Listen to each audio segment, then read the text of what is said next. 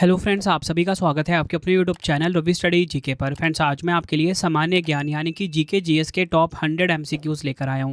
मैंने आपके लिए सभी क्वेश्चन सिलेक्टेड और इंपॉर्टेंट लिए हैं। अगर आप किसी भी कॉम्पिटिटिव एग्जाम की तैयारी कर रहे हो, ये वीडियो आपके लिए काफ़ी ज़्यादा यूज़फुल रहने वाला है। तो चलिए अपनी वीडियो को हम स्टार्ट कर लेते हैं। देखिए फ्रेंड्स, एक बार आपको मैं सैम्पल दिखा देता हूँ कि मैं आपको किस तरीके से पढ़ाने वाला हूँ। जितने भी क्वेश्चन होंगे पिछले एग्जामों में कई बार रिपीट हो चुके हैं और हर क्वेश्चन के साथ मैं आपको बेस्ट एक्सप्लेनेशन भी देने वाला हूँ। मतलब उस क्वेश्चन से रिलेटेड और भी जो क्वेश्चन बन सकते हैं, जो एग्जाम में पूछे जाते हैं, वो मैं आपको करवाने वाला हूँ। देखिए फ्रेंड्स, अगर आप जीएस मुझसे पढ़ रहे हो ना, यकीन मानिए जीएस आपका फेवरेट सब्जेक्ट हो जाएगा। मैं आपको इतनी बेस्ट एक्सप्लेनेशन भी देने वाला हूँ हर क्वेश्चन के साथ। तो चलिए अपनी वीडियो को हम स्टार्ट कर लेते हैं। वीडियो स्टार्ट करने से पहले आपको बता दूँ कि अगर आपको हमारी करंट अफेयर्स की पीडीएफ चाहिए या कोई भी जीके जीएस की पीडीएफ चाहिए, ravibookspdf.com से आप बाई कर सकते हो। ठीक है, आप हमारा जो करंट अफेयर का मैगजीन आता है हर महीने, उसका आप सैम्पल भी देख सकते हो। ठीक है, बाकी रवि स्टडी ऐप को भी इंस्टॉल कर लेना। वहाँ पे आप जाके टेस्ट सीरीज़, कोई भी पेड वीडियो चाहिए आपके रवि सर के, तो आपको वहाँ पे मिल जाएगा। तो चलिए अपनी वीडियो को हम स्टार्ट कर लेते हैं। देखिए आज का पहला इंपॉर्टेंट क्वेश्चन आ गया है। भारतीय संविधान का निम्नलिखित में से कौन सा अनुच्छेद भारत के राष्ट्रपति को अध्यादेश जारी करने की शक्ति प्रदान करता है? राइट आंसर इस क्वेश्चन का हो जाता है हमारा ऑप्शन बी, अनुच्छेद 123। ये आपको ध्यान रखना है। भारतीय संविधान का जो अनुच्छेद 123 है, ये भारत के राष्ट्रपति को अध्यादेश जारी करने की शक्ति प्रदान करता है। डिटेल में समझेंगे। देखिए अध्यादेश क्या होता है? अध्यादेश को हम इंग्लिश में क्या बोलेंगे? इंग्लिश में हम इसे बोलेंगे ऑर्डिनेंसेस। ठीक है, तो अध्यादेश एक अस्थायी कानून होता है जिसे राष्ट्रपति या राज्यपाल द्वारा तब जारी किया जाता है जब संबंधित विधानमंडल सत्र में नहीं होता है। और आपको बताना चाहता हूँ, भारतीय संविधान का जो अनुच्छेद 123 है, ये राष्ट्रपति की शक्ति बनाने वाले अध्यादेश से संबंधित है, जो कि हमारा क्वेश्चन भी था। और इसी के साथ एक और क्वेश्चन एग्जाम में पूछा जाता है, भारत के राष्ट्रपति द्वारा जारी अध्यादेश की अधिकतम अवधि कितनी होती है? तो आंसर हो जाएगा 6 महीने और 6 सप्ताह। ये क्वेश्चन भी एग्जाम में कई बार पूछा गया है। इसी के साथ एक और क्वेश्चन एग्जाम में पूछा जाता है कि अनुच्छेद 213 जो है ना, ये किसी राज्य के राज्यपाल की अध्यादेश बनाने की शक्ति से संबंधित है। तो आपसे एग्जाम में पूछा जाएगा किसी राज्य के राज्यपाल की अध्यादेश बनाने की शक्ति किस अनुच्छेद से संबंधित है? 213। ये आपको ध्यान रखना है। बढ़ते हैं नेक्स्ट क्वेश्चन की तरफ। हम महात्मा गांधी ने अखिल भारतीय हरिजन सेवक संघ की स्थापना कब की? राइट आंसर इस क्वेश्चन का हो जाता है ऑप्शन सी, 1932 में महात्मा गांधी जी ने अखिल भारतीय हरिजन सेवक संघ की स्थापना की थी। डिटेल में समझेंगे। हरिजन सेवक संघ की स्थापना 30 सितंबर 1932 को एक अखिल भारतीय संगठन के रूप में महात्मा गांधी द्वारा की गई थी। ठीक है, ये आपको ध्यान रखना है। एग्जैक्ट डेट भी मैंने आपको बता दिया, 30 सितंबर 1932 को। और हरिजन सेवक संघ की स्थापना किसने करी थी? महात्मा गांधी ने। ठीक है, आपसे डेट भी पूछा जाता है एग्जाम में, किसने करी थी वो भी एग्जाम में पूछा जाता है। पहले इस संगठन का नाम अस्पृश्यता निवारण संघ रखा गया था, जिसे 13 सितंबर 1933 को हरिजन सेवक संघ नाम दिया गया। बढ़ते हैं नेक्स्ट क्वेश्चन की तरफ। लाख बख्श के नाम से किस भारतीय शासक को जाना जाता है? तो देखिए लाख बख्श, ये किस लाख बख्श के नाम से किस भारतीय शासक को जाना जाता है? एग्जाम में कई बार पूछा गया क्वेश्चन है ये। राइट आंसर ऑप्शन सी हो जाता है कुतुबुद्दीन ऐबक। कुतुबुद्दीन ऐबक को लाख बख्श के नाम से जाना जाता है। डिटेल में समझ लेते हैं। कुतुबुद्दीन ऐबक को बड़े पैमाने पर दान देने के कारण लाख बख्श या लाखों के दाता की उपाधि दी गई थी। कुतुबुद्दीन ऐबक दिल्ली सल्तनत के पहले सुल्तान और गुलाम राजवंश के संस्थापक थे। कुतुबुद्दीन ऐबक ने 1206 से 1210 ईस्वी तक शासन किया था। और आपको बताना चाहता हूँ, 1210 में चौगान खेलते समय घोड़े की पीठ से गिरने से इनकी मृत्यु हो गई थी। तो देखिए एग्जाम में क्वेश्चन क्या क्या पूछा जाता है। एक तो यही पूछा जाएगा कि लाख बख्श के नाम से किसे जाना जाता है? आप बोलोगे कुतुबुद्दीन ऐबक को जाना जाता है। और पूछा जाए बताओ दिल्ली सल्तनत के पहले सुल्तान कौन थे? तो वो थे कुतुबुद्दीन ऐबक। ये क्वेश्चन आपसे ये पूछा जाएगा एग्जाम में। और किस राजवंश से संबंधित थे? ये गुलाम राजवंश के संस्थापक थे। और इसी के साथ इन्होंने शासन कब किया? 1206 से 1210 तक। ये भी एग्जाम में पूछा जाता है। और पूछा जाता है एग्जाम में कि वह कौन सा गुलाम राजवंश का शासक था जिसकी चौगान खेलते समय घोड़े की पीठ से गिरने से मृत्यु हो गई? तो आपका आंसर होगा कुतुबुद्दीन ऐबक। कब हुई थी? 1210 में। ये सभी फैक्ट आपको ध्यान रखने। यकीन मानिए फ्रेंड्स, ये जो मैंने एक्सप्लेनेशन रखा है ना, ऐसा नहीं है कि कोई भी कॉपी पेस्ट कर लिया। ये सारे ना प्रीवियस ईयर क्वेश्चन को मैंने रिसर्च करा है और उस क्वेश्चन से रिलेटेड मैंने फैक्ट इसमें डाल दिए हैं। ठीक है, तो एक एक क्वेश्चन मैं बहुत ज़्यादा इंपॉर्टेंट है आपके लिए। बढ़ते हैं नेक्स्ट क्वेश्चन की तरफ। हम भारत में प्रथम रेलवे लाइन का निर्माण किन दो नगरों के बीच हुआ था? तो देखिए, किन दो जगहों के बीच भारत की पहली रेलवे लाइन चली थी, क्वेश्चन में पूछा जा रहा है। राइट आंसर ऑप्शन बी हो जाएगा, बम्बई और थाने के बीच में चली थी। ठीक है, ये तो आपको पता भी होगा इसका आंसर। अब डिटेल में समझ लेते हैं कुछ और फैक्ट। देखिए, सबसे पहले आपको पता होना चाहिए कि लॉर्ड डलहौजी के शासन के दौरान प्रथम रेलवे लाइन का निर्माण किया गया था। तो पूछा जाएगा कि किसके शासनकाल के दौरान प्रथम रेलवे लाइन का निर्माण हुआ? लॉर्ड डलहौजी। इसी के साथ बताना चाहता हूँ 16 अप्रैल 1853 को पहली यात्री ट्रेन बोरीबंदर, बॉम्बे और ठाणे के बीच 34 किलोमीटर की दूरी पर चली। ठीक है, कितने किलोमीटर की? 34 किलोमीटर, क्योंकि पूछा जाता है एग्जाम में। यह 3 लोकोमोटिव साहिब, सुल्तान और सिंध द्वारा संचालित किया गया था। नेक्स्ट है हमारा क्वेश्चन, निम्नलिखित में से कौन भारत के राष्ट्रपति की इच्छा तक ही पद पर बना रहता है? राइट आंसर इस क्वेश्चन का हो जाता है ऑप्शन डी, राज्यपाल यानी कि गवर्नर। राज्यपाल जो होते हैं ये भारत के राष्ट्रपति की इच्छा तक ही अपने पद पर बने रहते हैं। डिटेल में समझेंगे। अनुच्छेद 52 में कहा गया है कि भारत का एक राष्ट्रपति होगा। ठीक है, मैं आपको राष्ट्रपति से जुड़े हुए फैक्ट बता रहा हूँ। अनुच्छेद 53(1) के अनुसार संघ की कार्यपालिका शक्ति राष्ट्रपति में निहित होगी और इसका प्रयोग वह सीधे और या अपने अधीनस्थ अधिकारियों के माध्यम से करेगा। भारत के जो माननीय मुख्य न्यायाधीश होते हैं ये भारत के राष्ट्रपति को शपथ दिलाते हैं। आपसे पूछा जाएगा कि भारत के राष्ट्रपति को शपथ कौन दिलाता है? तो मुख्य न्यायाधीश। ठीक है, चीफ जस्टिस ऑफ इंडिया दिलाते हैं। अगर सीजीआई उपलब्ध नहीं है तो वरिष्ठतम न्यायाधीश जो होगा ये राष्ट्रपति को शपथ दिलाते हैं। और इसी के साथ भारत के राष्ट्रपति भारत के उपराष्ट्रपति को अपना त्यागपत्र संबोधित करते हैं। ये सभी फैक्ट आपको ध्यान रखने हैं। बढ़ते हैं नेक्स्ट क्वेश्चन की तरफ। भारतीय संविधान में समवर्ती सूची किस देश के संविधान से ली गई है? तो देखिए, भारतीय संविधान में जो समवर्ती सूची है ये ली गई है ऑस्ट्रेलिया देश से। ऑप्शन डी हमारा बिल्कुल सही हो जाता है। भारतीय संविधान में समवर्ती सूची ली गई है ऑस्ट्रेलिया देश से। संघ और राज्य के बीच शक्तियों का विभाजन 7वीं अनुसूची में उल्लेखित सूची के 3 प्रकारों के माध्यम से अधिसूचित किया गया है। पहला सूची 1 में है संघ सूची, दूसरा है राज्य सूची, तीसरा है समवर्ती सूची। अगर मैं आपको बताऊं कि समवर्ती सूची की कुछ वस्तुएं क्या हैं तो वो हैं आपराधिक कानून, विवाह और तलाक, कार्रवाई योग्य गलतियां, दिवालियापन और दिवाला। ये पूछा जाता है किस सूची में है? तो आप बोलोगे समवर्ती सूची में है। न्यास और ट्रस्टी, साक्ष्य और शपथ, सिविल प्रक्रिया, अदालत की अवमानना, निर्मलता और मानसिक कमी, पशुओं के प्रति क्रूरता की रोकथाम, आर्थिक और सामाजिक योजनाएं आदि। ये सभी आपको ध्यान रखने हैं।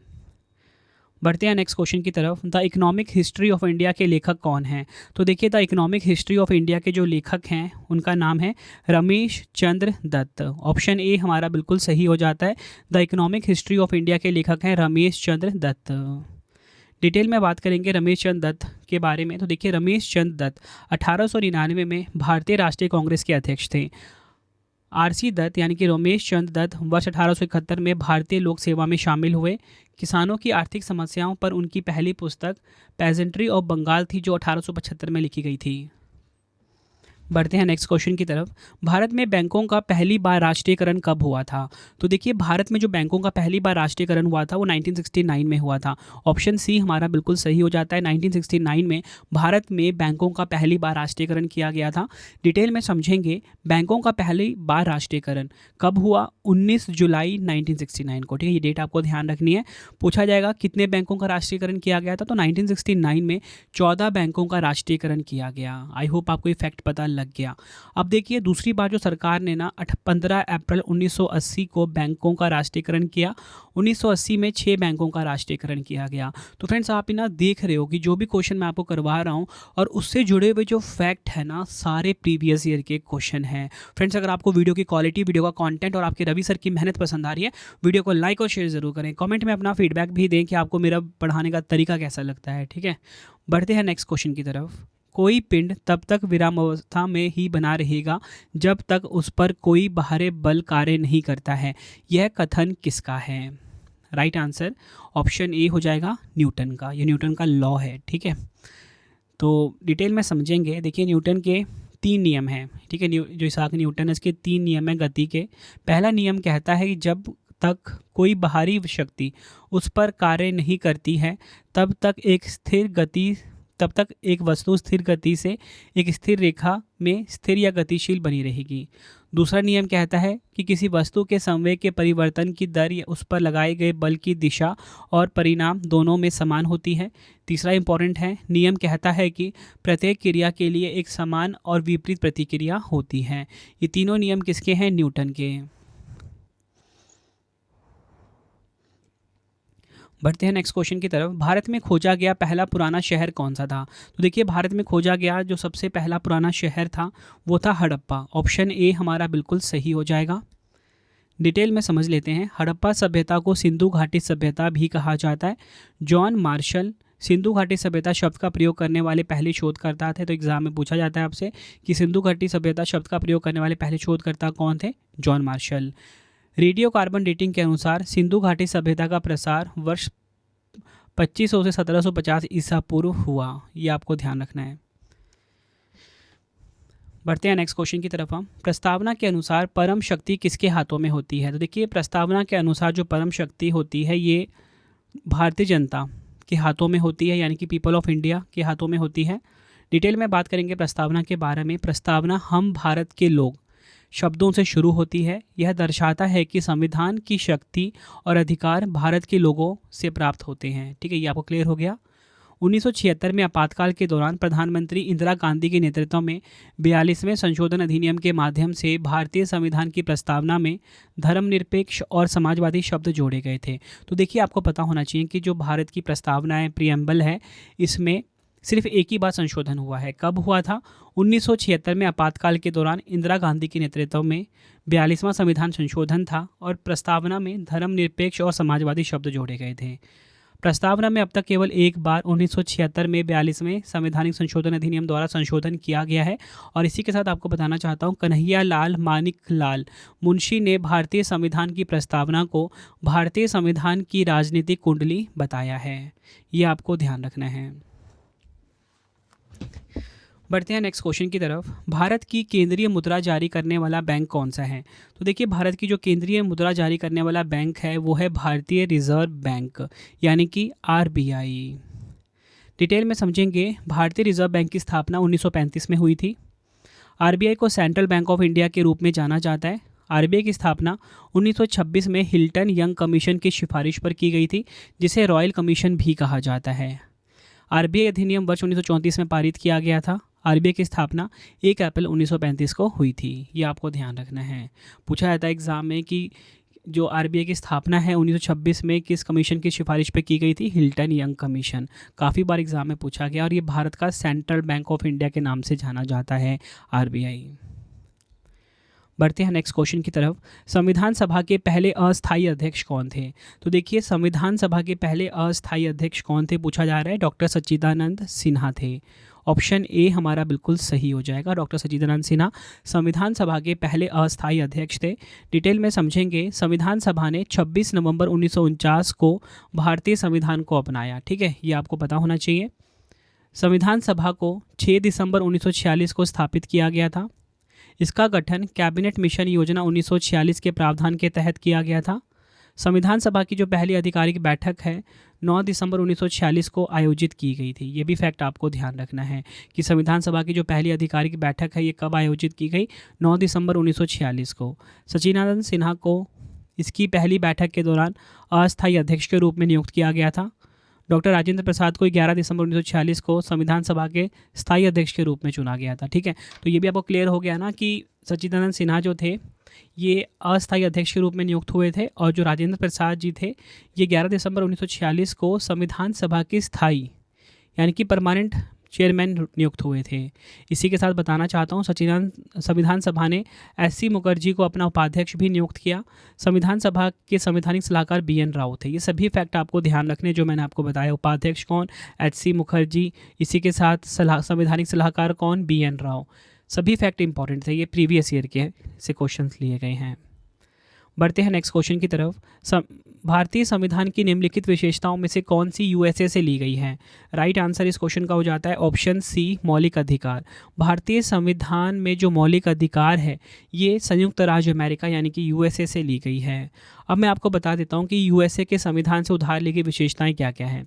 राष्ट्रपति पर महाभियोग, ये कहाँ से लिया गया? यूएसए से। राष्ट्रपति एवं उपराष्ट्रपति के कार्य कहाँ से लिया गया है? यूएसए से। उच्चतम न्यायालय और उच्च न्यायालय के न्यायाधीशों को हटाया जाना कहाँ से? यूएसए से। मौलिक अधिकार यूएसए से। न्यायिक समीक्षा यूएसए से। न्यायपालिका की स्वतंत्रता यूएसए से। संविधान की प्रस्तावना यूएसए से ली गई है, ये आपको ध्यान रखना है। बढ़ते हैं नेक्स्ट क्वेश्चन की तरफ। किस राज्य में मोहिनी अट्टम नृत्य रूप का विकास हुआ था? तो देखिए, मोहिनी अट्टम नृत्य रूप का विकास जो है ये हुआ है केरल में। ऑप्शन डी हमारा बिल्कुल सही हो जाएगा। डिटेल में समझेंगे। शास्त्रीय नृत्य भारत की 8 मान्यता प्राप्त नृत्य शैलियाँ हैं जिन्हें संगीत नाटक अकादमी ने मान्यता दी है। यह नृत्य भारतीय संस्कृति की समृद्ध विरासत का प्रतिनिधित्व करते हैं और इनमें भरतनाट्यम जो कि तमिलनाडु का शास्त्रीय नृत्य है, कथक उत्तर प्रदेश का है, कथकली केरल का है, और हमारा क्वेश्चन कौन सा था? मोहिनी अट्टम था। तो मोहिनी अट्टम भी केरल का है और कथकली भी केरल का है। कुचिपुड़ी की बात करेंगे, आंध्र प्रदेश का शास्त्रीय नृत्य है। ओडिशी ओडिशा का है। मणिपुरी मणिपुर का है। मोहिनी अट्टम जो कि हमारा क्वेश्चन था केरल का शास्त्रीय नृत्य है। सत्रिया असम का शास्त्रीय नृत्य है। ठीक है, याद रखना एग्जाम में पूछा जाता है ये। ठीक है, बढ़ते हैं नेक्स्ट क्वेश्चन की तरफ हम। भारत एवं पाकिस्तान का विभाजन किस योजना के तहत हुआ था? तो देखिए, भारत एवं पाकिस्तान का जो विभाजन है ये माउंट बैटन योजना के तहत हुआ था। ऑप्शन ए हमारा बिल्कुल सही हो जाता है। माउंट बैटन योजना जिसे कि 3 जून योजना भी कहते हैं। तो देखिए, माउंट बैटन योजना 3 जून 1947 यह भारत के अंतिम viceroy lord Louis Mountbatten द्वारा ब्रिटिश भारत के 2 स्वतंत्र डोमिनियन भारत और पाकिस्तान में विभाजन के लिए प्रस्तावित एक योजना थी। 1946 की कैबिनेट मिशन योजना के अनुसार भारत की संविधान सभा में मूल रूप से 389 सदस्य थे। 3 जून 1947 की माउंट बैटन योजना के बाद भारत के विभाजन के बाद सदस्यता घटकर 299 सदस्य रह गई। तो ये भी एग्जाम में पूछ लिया जाता है कि मूल रूप से 389 थे, लेकिन माउंट बैटन योजना के बाद भारत के विभाजन के बाद सदस्यता घटकर 299 रह गई, 299 रह गई। बढ़ते हैं नेक्स्ट क्वेश्चन की तरफ हम। संविधान के अंतर्गत भारतीय लोकतंत्र के आदर्शों को हम कहाँ देख सकते हैं? तो देखिए, संविधान के अंतर्गत जो भारतीय लोकतंत्र के आदर्श हैं इसे हम देख सकते हैं प्रस्तावना में। ऑप्शन डी हमारा सही हो जाएगा, यानी कि प्रीएम्बल में। नेक्स्ट है हमारा क्वेश्चन। भारतीय संविधान के कौन से अनुच्छेद में किसी भी रूप में अस्पृश्यता निषेध के लिए प्रावधान है? तो देखिए, कौन सा अनुच्छेद है वो? राइट आंसर इस क्वेश्चन का हो जाएगा ऑप्शन बी, अनुच्छेद 17। भारतीय संविधान का जो अनुच्छेद 17 है इसमें किसी भी रूप में अस्पृश्यता निषेध के लिए प्रावधान दिया गया है। बढ़ते हैं नेक्स्ट क्वेश्चन की तरफ। भारतीय संविधान का कौन सा अनुच्छेद व्यक्ति के विदेश यात्रा के अधिकार को संरक्षण प्रदान करता है? राइट आंसर इस क्वेश्चन का हो जाएगा हमारा ऑप्शन बी, अनुच्छेद 21। भारतीय संविधान का जो अनुच्छेद 21 है, आपको बताना चाहता हूँ, भारतीय संविधान का जो अनुच्छेद 21 है ये व्यक्ति के विदेश यात्रा के अधिकार को संरक्षण प्रदान करता है। नेक्स्ट है हमारा क्वेश्चन। क्षुद्र ग्रह किन 2 ग्रहों के बीच पाए जाते हैं? क्षुद्र ग्रह जिन्हें कि हम एस्टेरॉइड्स भी बोलते हैं। पूछा जा रहा है कि किन 2 ग्रहों के बीच पाए जाते हैं। राइट आंसर इस क्वेश्चन का ऑप्शन सी हो जाएगा, मंगल और बृहस्पति। मार्स और जुपिटर के बीच में पाए जाते हैं क्षुद्र ग्रह। डिटेल में समझेंगे। ग्रहों और उपग्रहों के अलावा कई छोटे छोटे पिंड भी सूर्य के चारों ओर घूमते हैं। इन पिंडों को क्षुद्र ग्रह कहा जाता है। वह मंगल और बृहस्पति की कक्षाओं के बीच पाए जाते हैं। सबसे बड़ा क्षुद्र ग्रह सेरेस है। नेक्स्ट है हमारा क्वेश्चन। कौन सा दिन विश्व ओजोन दिवस के रूप में मनाया जाता है? तो देखिए, ओजोन दिवस के रूप में मनाया जाता है 16 सितंबर को। ये क्वेश्चन भी काफ़ी बार एग्जाम में पूछा गया है। 16 सितंबर को हम विश्व ओजोन दिवस मनाते हैं। फ्रेंड्स, आपको क्वेश्चन का लेवल देख के पता लग रहा होना, ठीक है। अभी तक हम 21 क्वेश्चन पढ़ चुके हैं, लेकिन आपको मैं हर क्वेश्चन में 4 से 5 फैक्ट बता रहा हूँ ऑन एवरेज, मतलब कि लगभग हम 80 से 90 क्वेश्चन पढ़ चुके हैं वैसे, ठीक है। देखिए, 100 क्वेश्चन करवाने वाला हूँ, लेकिन इन्फॉर्मेशन आपको 400 से 500 दे दूंगा। कम टाइम में आपके सभी क्वेश्चन तैयार हो जाएंगे और सभी क्वेश्चन ना प्रीवियस ईयर के हैं, ठीक है।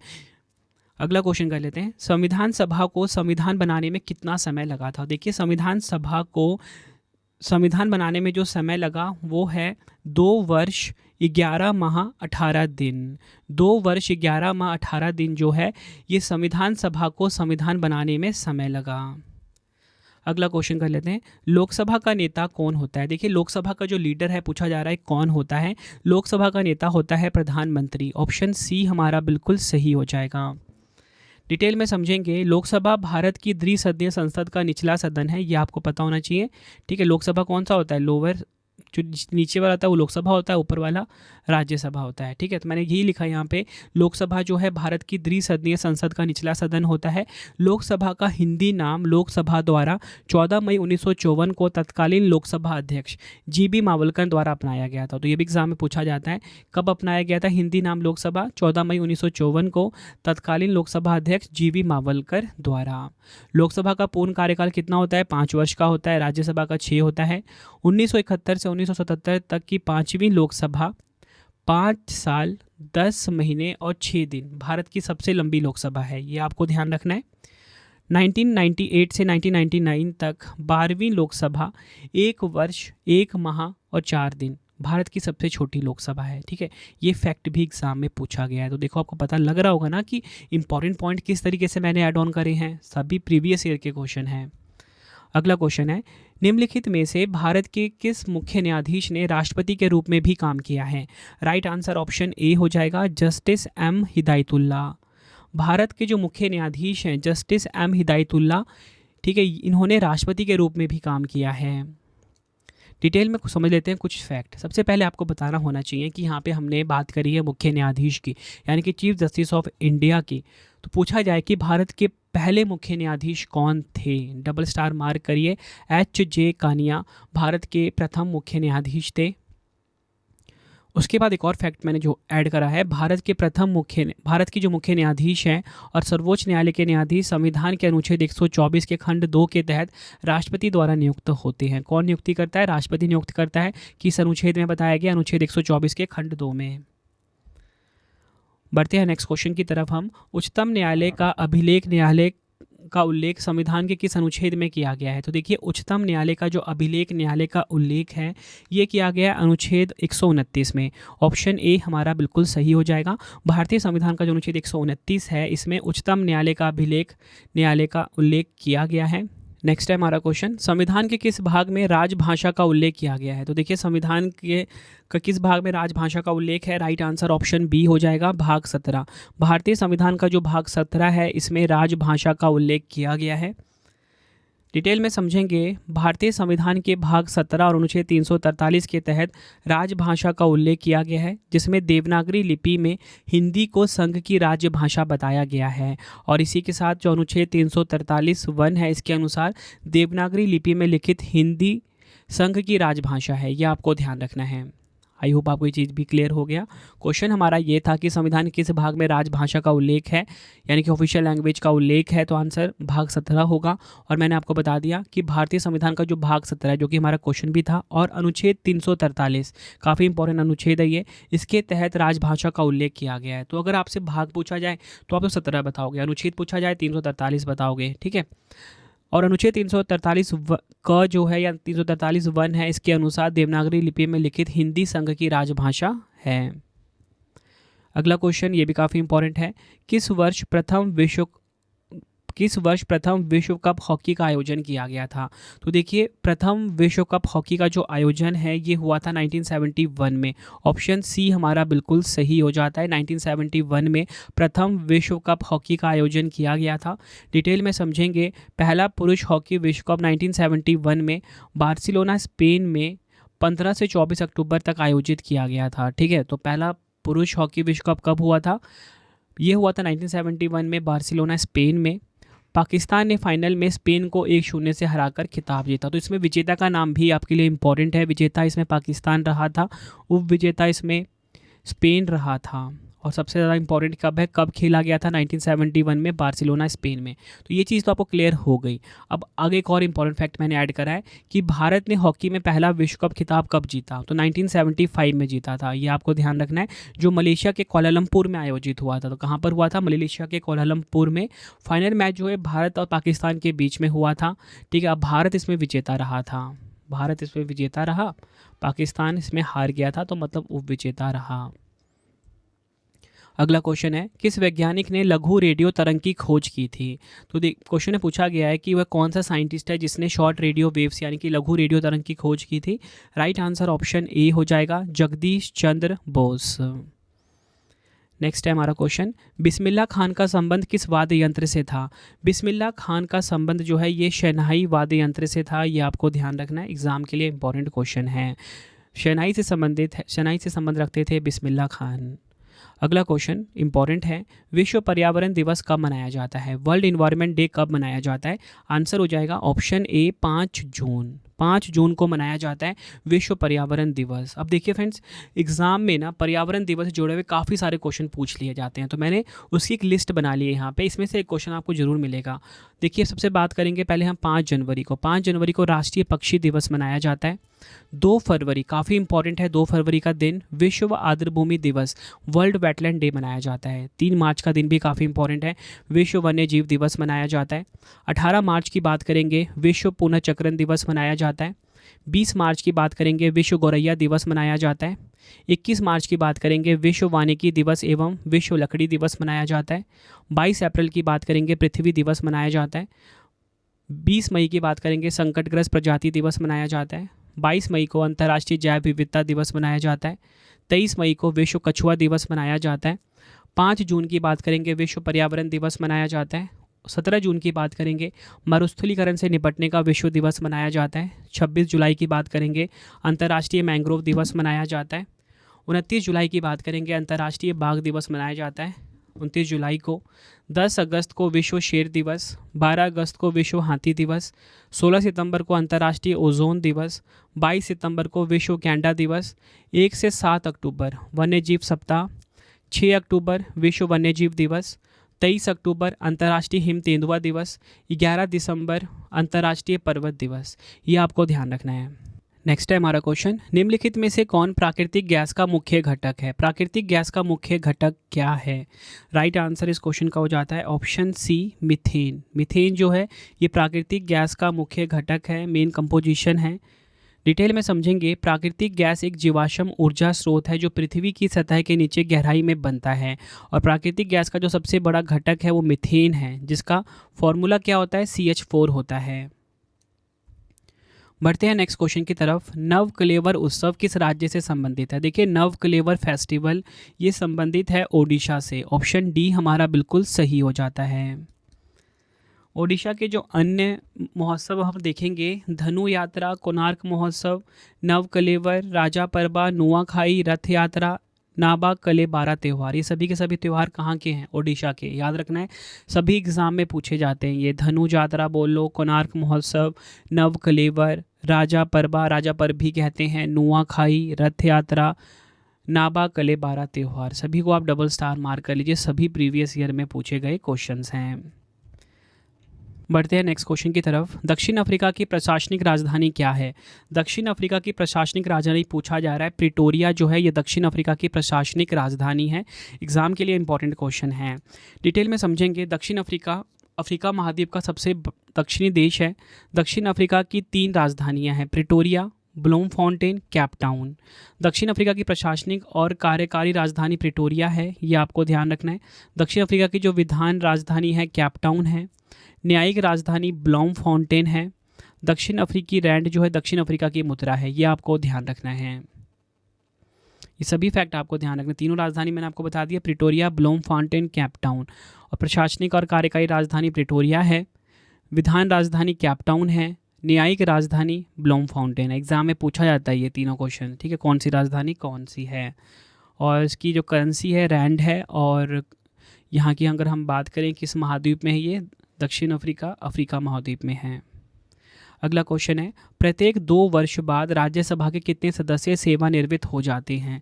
राइट आंसर इस क्वेश्चन का हो जाएगा ऑप्शन ए 1/3, 1/3 सदस्य जो हैं ये सेवानिवृत्त हो जाते हैं प्रत्येक 2 वर्ष बाद राज्यसभा के। राज्यसभा के 1/3 सदस्य यानी कि 1/3 सदस्य हर दूसरे वर्ष के अंत में सेवानिवृत्त होते हैं। राज्यसभा के सदस्य का कार्यकाल 6 वर्ष का होता है। राज्यसभा के 12 सदस्यों को राष्ट्रपति द्वारा विज्ञान, कला, साहित्य और सामाजिक सेवा जैसे क्षेत्रों में विशेष ज्ञान या व्यवहारिक अनुभव के तहत नामित किया जाता है। कितने सदस्य? 12 सदस्य। बढ़ते हैं नेक्स्ट क्वेश्चन की तरफ हम। निम्न में से कौन सी संरचना सबसे महत्वपूर्ण है जो मोहनजोदड़ो में मिली थी? राइट आंसर इस क्वेश्चन का हो जाता है ऑप्शन ए विशाल स्नानाघर यानी कि ग्रेट बाथ। डिटेल में समझेंगे हम इस क्वेश्चन को। मोहनजोदड़ो पाकिस्तान के सिंध प्रांत में एक पुरातात्विक स्थल है। मोहनजोदड़ो का अर्थ है मृतकों का टीला। मोहनजोदड़ो का विशाल स्नानाघर ईंटों से बना गया था। यह आपसे पूछा जाता है एग्जाम में, ईंटों से बना गया था। यह एक बड़ा आयताकार टैंक है जो चारों ओर से गलियारों से घिरा हुआ है। इसके उत्तर और दक्षिण में सीढ़ियाँ टैंक की ओर जाती हैं। मोहनजोदड़ो के विशाल स्नानाघर की स्थापना वर्ष 1920 में हुई थी। इस स्नानाघर का आकार 897 वर्ग फुट है। महान स्नानागार जो है 12 मीटर लंबा, 7 मीटर चौड़ा और 3 मीटर गहरा है। ये जो ऊपर वाला क्वेश्चन आपको करवाया था ना कि इसका एग्जाम में सबसे बार ना एग्जाम में ही पूछा था, ये जो मोहनजोदड़ो का जो विशाल स्नानागार है इसका आकार कैसा है, तो ये आयताकार टैंक है। ठीक है, ये आपको ध्यान रखना है। अब हमारा क्वेश्चन आ गया, किस वर्ष आज़ाद हिंद फौज का गठन किया गया था। तो देखिए, आज़ाद हिंद फौज का गठन कब हुआ था, एग्जाम में बार पूछा जाता है। 1942 में आज़ाद हिंद फौज का गठन किया गया था। डिटेल में समझेंगे। आज़ाद हिंद फौज को भारतीय राष्ट्रीय बल के नाम से भी जाना जाता है। इसकी स्थापना सबसे पहले 1942 में मोहन सिंह ने की थी। कैप्टन मोहन सिंह ने सिंगापुर में आज़ाद हिंद फौज की स्थापना की थी, ये आपको ध्यान रखना है। ठीक है, तो यहाँ पे क्वेश्चन क्या था हमारा, गठन कब किया गया था, 1942 में। किसने की थी इसका गठन, कैप्टन मोहन सिंह ने करा था 1942 में। कहाँ पर, सिंगापुर में। आज़ाद हिंद फौज को 21 अक्टूबर 1943 को सुभाष चंद्र बोस द्वारा पुनः जीवित किया गया था। भारत को ब्रिटिश नियंत्रण से मुक्त कराने के लिए आज़ाद हिंद फौज, या बोल सकते हो भारतीय राष्ट्रीय सेना की स्थापना की गई थी। बढ़ते हैं नेक्स्ट क्वेश्चन की तरफ। म्यांमार का पुराना नाम क्या था। म्यांमार का जो पुराना नाम था फ्रेंड्स वो था बर्मा। ऑप्शन ए हमारा बिल्कुल सही हो जाता है। बर्मा जो है ये म्यांमार का पुराना नाम था। अगला क्वेश्चन है, मानवाधिकार दिवस कब मनाया जाता है। ह्यूमन राइट्स डे कब मनाया जाता है। राइट आंसर इस क्वेश्चन का हो जाएगा ऑप्शन डी, 10 सितंबर को हम मनाते हैं मानवाधिकार दिवस। अगला क्वेश्चन है, न्यूटन के पहले सिद्धांत को और किस नाम से जानते हैं। तो देखिए, न्यूटन का जो पहला सिद्धांत है या पहला आप बोल सकते हो लॉ है, उसे किस नाम से जाना जाता है।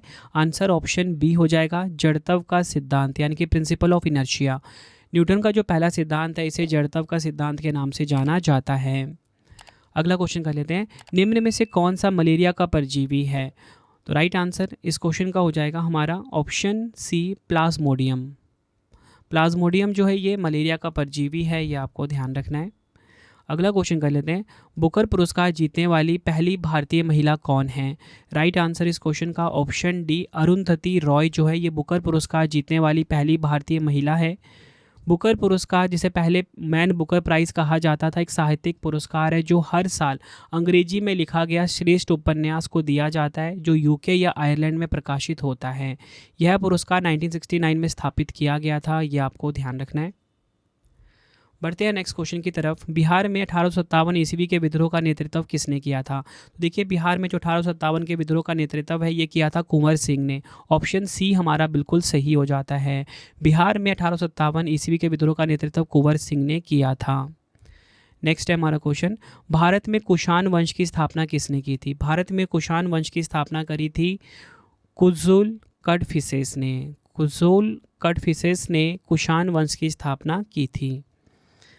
अगला क्वेश्चन है, मैटूर परियोजना किस नदी पर स्थित है। तो देखिए, मैटूर परियोजना जो है ये स्थित है कावेरी नदी पर। ऑप्शन सी हमारा बिल्कुल सही हो जाता है, कावेरी नदी पर मैटूर परियोजना स्थित है। कावेरी नदी को दक्षिण भारत की गंगा कहा जाता है। यह कर्नाटक और तमिलनाडु राज्य से होकर बहती है। यह कर्नाटक राज्य में पश्चिमी घाट के ब्रह्मगिरी पहाड़ियों में ताल कावेरी से निकलती है, यह आपको ध्यान रखना है। और यह गोदावरी और कृष्णा के बाद दक्षिण भारत की तीसरी सबसे बड़ी नदी है और बंगाल की खाड़ी में मिलती है। तो आपको ये भी पता लग गया ना कि जो कावेरी नदी इसे दक्षिण भारत की गंगा कहा जाता है, ये आपको ध्यान रखना है। देखिए, दक्षिण भारत की गंगा ये कहा जाता है कावेरी नदी को। पूछा जाए कि दक्षिण गंगा ये किसे कहते हैं, दक्षिण गंगा कहा जाता है गोदावरी को। दोनों में आपको कन्फ्यूज़ नहीं होना। दक्षिण गंगा कहा जाएगा गोदावरी नदी को, दक्षिण भारतीय गंगा कावेरी नदी को कहते हैं। कर्नाटक और तमिलनाडु राज्यों में होकर बहती है कावेरी नदी, ये आपको पता होना चाहिए। इसी के ऊपर स्थित है मैटूर परियोजना। कहाँ से निकलती है, ब्रह्मगिरी पहाड़ी में ताल कावेरी से निकलती है और इसका मुहाना कहाँ पर है, बंगाल की खाड़ी में। नेक्स्ट है हमारा क्वेश्चन, विश्व के एकमात्र समुद्र कौन सा है जिसकी कोई भूमि सीमा नहीं है? राइट आंसर ऑप्शन ए हो जाएगा सरगासो सागर। विश्व का जो एकमात्र समुद्र है जिसकी कोई भी भूमि सीमा नहीं है वो है सरगासो सागर। अगला क्वेश्चन कर लेते हैं, किस वर्ष भारत में राष्ट्रीय महिला आयोग की स्थापना की गई थी? देखिए नेशनल कमीशन फॉर वुमेन, इसकी स्थापना कब की गई थी? 1992 में की गई थी, 1992 में। एग्जाम में बार बार ये क्वेश्चन पूछा जाता है। डिटेल में समझेंगे, राष्ट्रीय महिला आयोग यानी कि NCW की स्थापना वर्ष 1992 में की गई थी। श्रीमती जयंती पटनायक इसकी पहली अध्यक्ष थी। ये आपको पता लग गया ना, स्थापना कब हुई थी? 1992 में। पहली अध्यक्ष कौन थी? ये बार बार एग्जाम में पूछा जाता है, जयंती पटनायक। नाम आप ध्यान रखना है आपको, ठीक है। भारत सरकार का एक वैधानिक निकाय है राष्ट्रीय महिला आयोग, जिसकी स्थापना महिलाओं के अधिकारों की रक्षा और लिंग संबंधी मुद्दों के समाधान के लिए राष्ट्रीय महिला आयोग अधिनियम 1990 के तहत की गई थी। राष्ट्रीय महिला आयोग के प्रत्येक सदस्य का जो अधिकतम कार्यकाल होता है वो 3 वर्ष का होता है। बढ़ते हैं नेक्स्ट क्वेश्चन की तरफ हम, जैन धर्म के 24 तीर्थंकरों में अंतिम कौन थे? राइट आंसर इस क्वेश्चन का ऑप्शन सी हो जाएगा, महावीर स्वामी जो है ये जैन धर्म के 24वें तीर्थंकरों में अंतिम थे। जैन धर्म के संस्थापक ऋषभ देव थे, ये आपको पता होना चाहिए। महावीर स्वामी जैन धर्म के 24वें और अंतिम तीर्थंकर थे। जैन धर्म के संस्थापकों को तीर्थंकर के नाम से जाना जाता है। महावीर स्वामी का जन्म 540 ईसा पूर्व में कुंदग्राम वैशाली में हुआ था। सभी फैक्ट आपको ध्यान रखने हैं। यहाँ पे बात हो रही थी जैन धर्म के जो 24 तीर्थंकरों कौन थे, तो जब जैन धर्म के 24 तीर्थंकर थे वो महावीर स्वामी थे, ठीक है। और तीर्थंकर कौन होते हैं? जैन धर्म के संस्थापकों को हम तीर्थंकर कहते हैं। और जैन धर्म के संस्थापक कौन थे? ऋषभ देव थे। ये भी आपको ध्यान रखना है। अगला क्वेश्चन है, वायु की आर्द्रता मापने के लिए कौन सा यंत्र प्रयुक्त किया जाता है? तो देखिए वायु की जो आर्द्रता है इसे मापने के लिए हम हाइग्रोमीटर का प्रयोग करते हैं। ऑप्शन ए हमारा बिल्कुल सही हो जाता है। वायु की आर्द्रता मापने के लिए हम प्रयोग करते हैं हाइग्रोमीटर। अगला क्वेश्चन है, कुव्वत उल इस्लाम मस्जिद का निर्माण किसके द्वारा किया गया था? कुव्वत उल इस्लाम मस्जिद का जो निर्माण है ये किया गया था कुतुबुद्दीन ऐबक के द्वारा। ऑप्शन बी हमारा बिल्कुल सही हो जाएगा। डिटेल में समझेंगे, कुव्वत उल इस्लाम मस्जिद दिल्ली में कुतुब मीनार परिसर में स्थित भारत की सबसे पुरानी मस्जिदों में से एक है, जिसे 1193 ईस्वी में कुतुबुद्दीन ऐबक ने बनवाया था। इस मस्जिद में 27 हिंदू और जैन मंदिरों के अवशेष शामिल है और यह भारत में विजय का प्रतीक है। ये आपको ध्यान रखना है। अगला क्वेश्चन है, लंदन में इंडिया हाउस की स्थापना किसने की थी? लंदन में इंडिया हाउस की स्थापना किसने की थी? तो की थी इसकी स्थापना श्यामजी कृष्ण वर्मा ने। श्यामजी कृष्ण वर्मा ने लंदन में इंडिया हाउस की स्थापना की थी। डिटेल में हम समझेंगे इस क्वेश्चन को हो तो देखिए, इंडिया हाउस की स्थापना श्यामजी कृष्ण वर्मा ने 1905 में लंदन में की थी। यह इंग्लैंड में पढ़ने वाले भारतीय छात्रों के लिए एक छात्रावास था और ब्रिटिश शासन से भारत की स्वतंत्रता के लिए वकालत करने वाले भारतीय राष्ट्रवादियों के लिए एक महत्वपूर्ण केंद्र बन गया था। तो इसकी स्थापना कब हुई थी? 1905 में हुई थी। कहाँ पर हुई थी? लंदन में हुई थी। और किसने की थी? श्यामजी कृष्ण वर्मा ने। सभी फैक्ट आपको ध्यान रखने हैं, प्रीवियस ईयर में क्वेश्चन पूछे गए हैं। जो वीडियो आपको मैं करवा रहा हूँ हर कॉम्पिटिटिव एग्जाम के लिए, चाहे आप SSC की तैयारी कर रहे हो, UPSC, रेलवे, ठीक है, NTPC, किसी भी स्टेट एग्ज़ाम की, डिफेंस एग्ज़ाम की, PCS एग्ज़ाम की, हर एग्ज़ाम के लिए वीडियो यूज़फुल रहती है मेरी ये। अगला क्वेश्चन है, वेदों की ओर शरण लो या वेदों की ओर लौटो, इस वाक्य को किसने प्रतिपादित किया था? तो इस वाक्य को प्रतिपादित किया था स्वामी दयानंद सरस्वती ने। स्वामी दयानंद सरस्वती ने वेदों की ओर लौटो या वेदों की ओर शरण लो का वाक्य दिया था। स्वामी दयानंद सरस्वती ने 1875 में बॉम्बे में आर्य समाज की स्थापना की थी, जो वेदों के अधिकार पर जोर देने वाला एक हिंदू सुधार आंदोलन था। उन्होंने वेदों की ओर लौटो का नारा दिया, मूर्ति पूजा और जाति व्यवस्था जैसी कुरीतियों का विरोध किया और सामाजिक सुधार, शिक्षा व महिलाओं के उत्थान की वकालत की। बढ़ते हैं नेक्स्ट क्वेश्चन की तरफ हम, महात्मा बुद्ध ने अपना प्रथम धर्म चक्र प्रवर्तन किस स्थान पर दिया था? महात्मा बुद्ध ने अपना जो पहला धर्म चक्र प्रवर्तन है ये दिया था कहाँ पर? सारनाथ में। ऑप्शन बी हमारा बिल्कुल सही हो जाता है। डिटेल में समझेंगे, गौतम बुद्ध की हम बात करेंगे। उनका जन्म सिद्धार्थ गौतम के रूप में 563 ईसा पूर्व में लुम्बिनी में एक शाही परिवार में हुआ था, जो भारत नेपाल सीमा के पास स्थित है। उनका परिवार शाक्य वंश का था। जिसने कपिल वस्तु लुम्बिनी में शासन किया था। आपको बताना चाहता हूँ, लगातार 49 दिनों के ध्यान के बाद गौतम ने बिहार के बौद्ध गया में एक पीपल के पेड़ के नीचे बोधि यानी कि ज्ञानोदय प्राप्त किया। ये आपको ध्यान रखना है। बुद्ध ने अपना पहला उपदेश उत्तर प्रदेश के वाराणसी के पास सारनाथ गांव में दिया। इस घटना को हम धर्म चक्र परिवर्तन कहते हैं।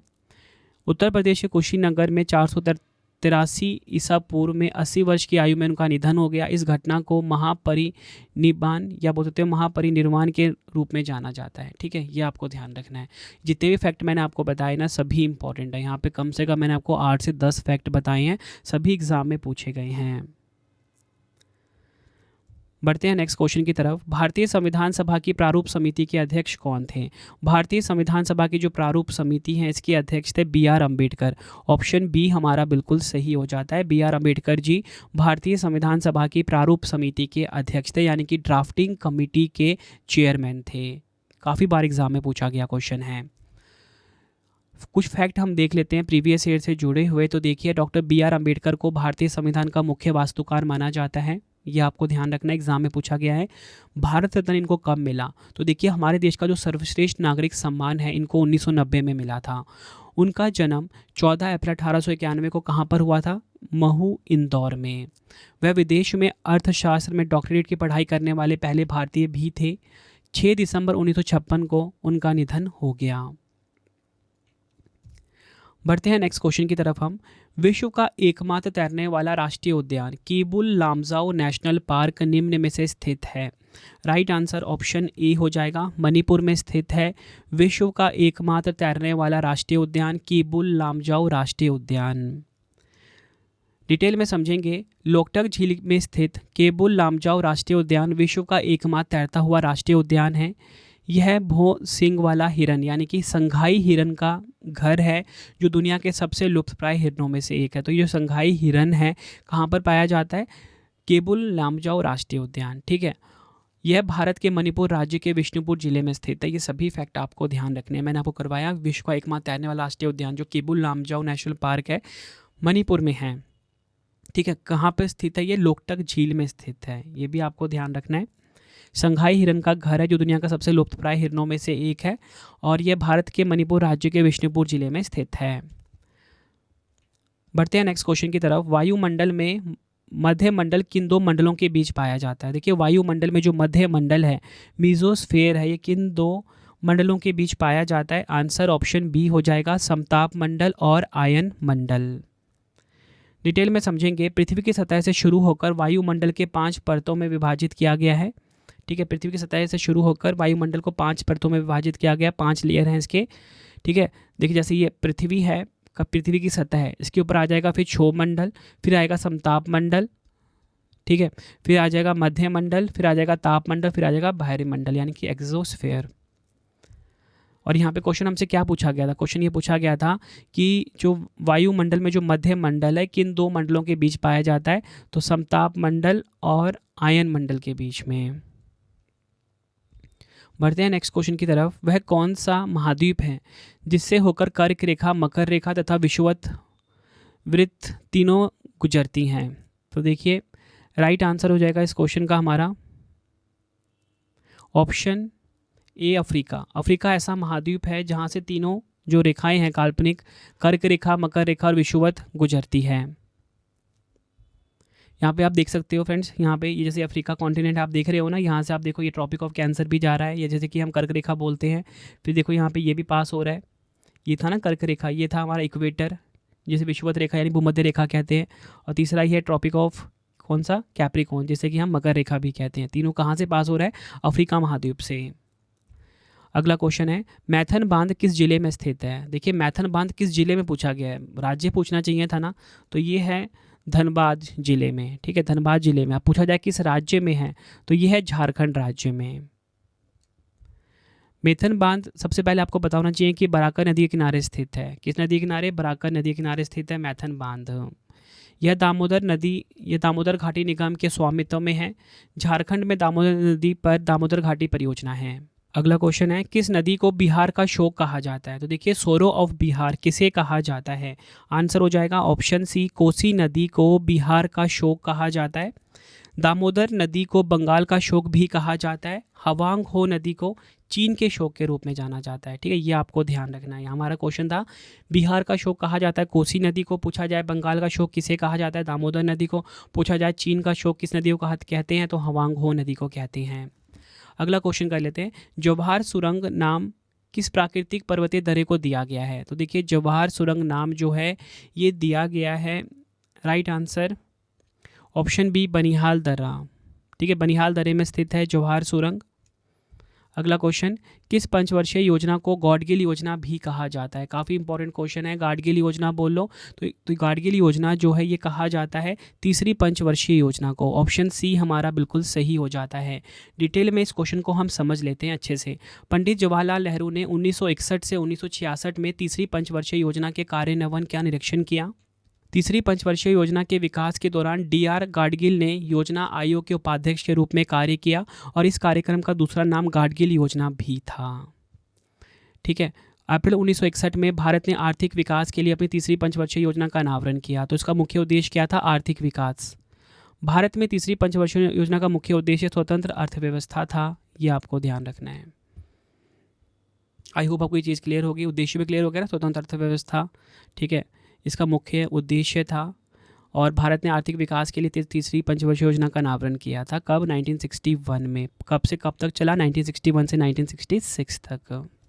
नेक्स्ट है हमारा क्वेश्चन, निम्नलिखित चित्रकारों में से किसको जहांगीर ने नादिर उल जमा की उपाधि प्रदान की। राइट आंसर इस क्वेश्चन का हो जाता है ऑप्शन बी उस्ताद मंसूर। उस्ताद मंसूर को जहांगीर ने नादिर उल जमा की उपाधि प्रदान की थी। ये आपको ध्यान रखना है, ये एक चित्रकार थे। डिटेल में कुछ हम फैक्टर जानेंगे जहांगीर के बारे में जो कि एग्ज़ाम में बार बार पूछा जाता है। तो देखिए जहांगीर का जन्म जो है 30 अगस्त 1569 को मरियम उज़ ज़मानी और अकबर के यहाँ हुआ था। तो मतलब इनकी जो मदर, इनका नाम मरियम उज़ ज़मानी और इनके जो पिता, उनका नाम अकबर। ये आपको ध्यान रखना है।